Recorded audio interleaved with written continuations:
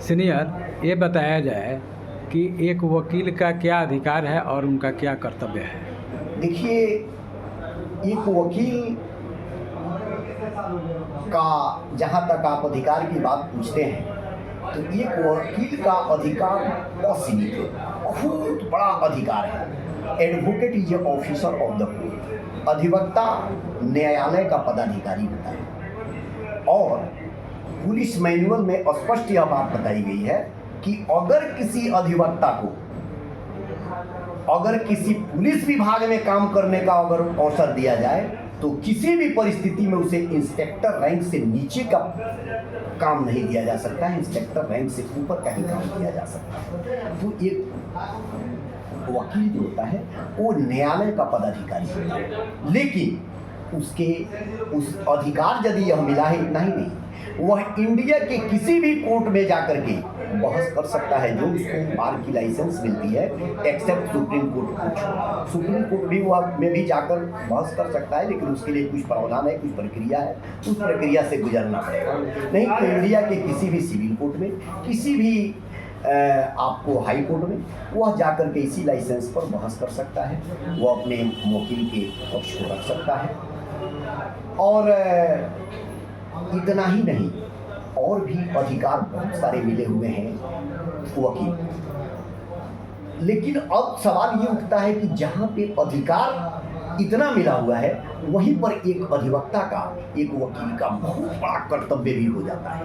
और वह कर्तव्य जो होता है कि सबसे पहला कि अपने कोर्ट में जो वह जाए, वह कोर्ट में जाने के बाद अपनी सभ्यता, डिग्निटी बनाए रखे। चूँकि एक जो ऑफिसर का कर्तव्य होता है उसी कर्तव्य के अनुसार उसे अपने कर्तव्य का वहन करना चाहिए। दूसरी बात है कि वकील जो मान लीजिए कि आता है और वह लड़ते लड़ते बहुत सारी बातें आप वकील से बहुत कुछ ऐसा पूछ देता है जहाँ पे वकील किंग कर्तव्य विमूढ़ हो जाता है कि मैं इसका क्या जवाब दूं। जैसे जब कोई वकील, हम लोग जहाँ तक मेरा अनुभव है कि कुछ वकील ऐसे भी लड़ते लड़ते परेशान हो जाते हैं, ये पूछते हैं कि वकील साहब ये बताइए कि हम मर्डर करके आए तो हमारा कितने दिन में बेल करा दिया जाएगा। अब वकील का देखिए वहाँ पर कर्तव्य क्या बन जाता है। अब वकील यदि उसमें हाँ में हाँ मिला दिया, हाँ आओ ये कुछ थोड़ा सा उसको दे दिया, तो वह ईश्वर के प्रति और अपने कर्तव्य के प्रति इतना बड़ा वह गुनाहगार हो गया कि कभी न प्रकृति माफ करेगी, न ईश्वर माफ करेंगे, न समाज माफ करेगा, न उसकी आत्मा माफ करेगी। और जो भी वह गलती करेगा आपके बताने पर उसकी पूर्ण सजा के जिम्मेदार आप होंगे। अगर वह 10% सजा का जिम्मेदार है तो 90% अधिवक्ता जिम्मेदार होगा। इसलिए उस परिस्थिति में अधिवक्ता को बोलना चाहिए कि देखो,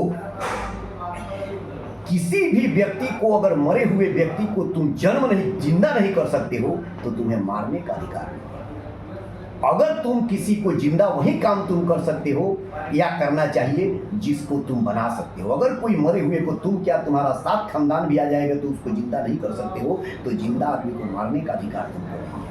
कष्ट सबको आता है, खीस बहुत सब लोगों को बढ़ता है, लेकिन खीस का मतलब ये थोड़ी हुआ कि किसी का जाकर के हम मार देंगे, हाथ पैर तोड़ देंगे, किसी का एथी कर देंगे। तो ये वकील जब बिल्कुल फ्रस्ट्रेशन में होता है तो वह अपने अधिवक्ता से, मुख्तार से इस तरह की बात कभी कभी कोई कर देता है, तो वकील का वह बहुत बड़ा कर्तव्य होता है कि चूंकि ईश्वर हर जगह है, हमेशा वकील को ये समझना चाहिए कि हमारी हर बात को, हमारी हर कर्तव्य को, हमारे हर कर्म को ईश्वर देख रहा है। कौन ऐसा कर्म है जो छिपाया जा सके, सब जगह सदैव जगो आप विद्यमान हो।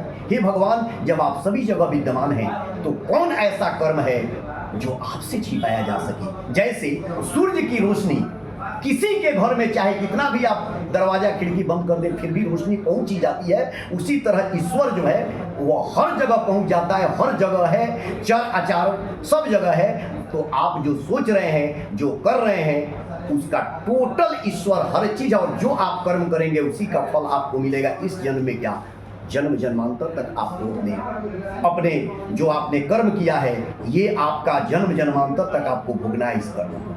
इसलिए भूल करके भी आप गलत राय कभी वकील को न दें इस तरह का, क्योंकि वह बेचारा तो फ्रस्ट्रेशन में है, आप सही अवस्था में हैं। अगर आप भी उसको गलत राय देते हैं तो वह 10% अगर उस पाप का जिम्मेदार है तो आप 90% जिम्मेदार हैं। इस बात को हमेशा समझिए।